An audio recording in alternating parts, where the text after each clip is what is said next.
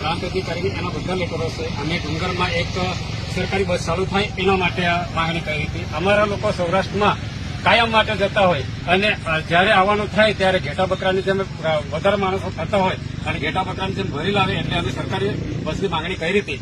પણ અમને સરકારી બસ ના મળી એટલે અમે પ્રાઇવેટ બસની માંગણી કરી. ત્યારે અમને અહીંયા આગળ શીરા ચોકડી આગળ રોકીને જે તે આગલા લક્ઝરીના માલિકો છે એમણે રોકીને અમારી જે પ્રાઇવેટ બસ માંગી હતી એને તિલકવાડા રોકી દેવામાં આવી છે અને જે તે માલિકને પોલીસ સ્ટેશને લઈ જશે. અમે બધા અહીં તિલકવાડા ચોકડી પર ઉભા છે 40 થી 45 લોકો.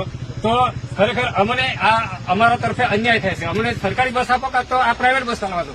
અમારી એટલી જ માંગ છે. તમામ લોકોની આ રજૂઆત છે. કાઠિયાવાડથી લોકો એમ કહે છે કે તમે આ ડુંગરમાં એક બસ ચાલુ કરો. એક બસ ના આવે અને અમારા લોકોને ખૂબ તકલીફ પડે છે.